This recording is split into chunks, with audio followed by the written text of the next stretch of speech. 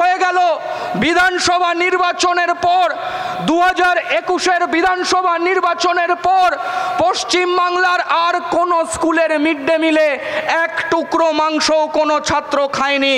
তাহলে ভিটামিনের দরকার, পুষ্টির দরকার কি শুধুমাত্র ভোট অবধি ছিল? ভোটের পরে কি আর ছাত্রদের পুষ্টির দরকার নেই, ভিটামিনের দরকার নেই? আমাদের সরকারি স্কুলগুলোতে কেন কম্পিউটার নেই? কেন স্পোকেন ইংলিশের ব্যবস্থা নেই? কেন সঠিক পরিমাণে স্যার ম্যাডামরা নেই?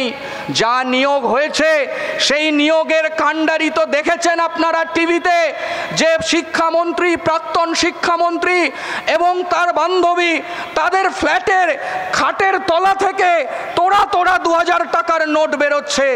এই যে অভিভাবকরা বসে আছেন, আপনারা কেউ চান আপনার সন্তানকে এমন এক কারোর কাছে পাঠাতে যিনি শিক্ষামন্ত্রীকে ঘুষ দিয়ে স্কুলে ঢুকেছেন? এমন কাউকে তো আপনারা পাঠাতে চান না। আপনারা অনেক পরিশ্রম করে আপনারা আপনার সন্তানের ভবিষ্যৎ গড়বার জন্য তাকে স্কুলে পাঠান, তাকে কলেজে পাঠান।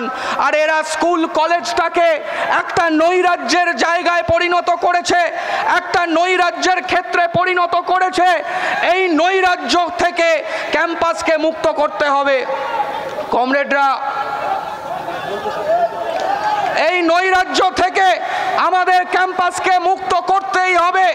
ক্যাম্পাসকে মুক্ত করবার কাণ্ডারি আপনারাই, ক্যাম্পাসকে মুক্ত করবেন আপনারাই। ফলত আমি কমরেডদের কাছে অনুরোধ করব,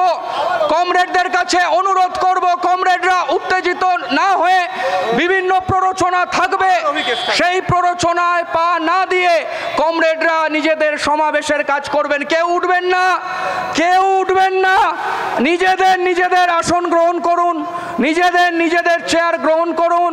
কমরেডরা প্ররোচনায় পা দেবেন না।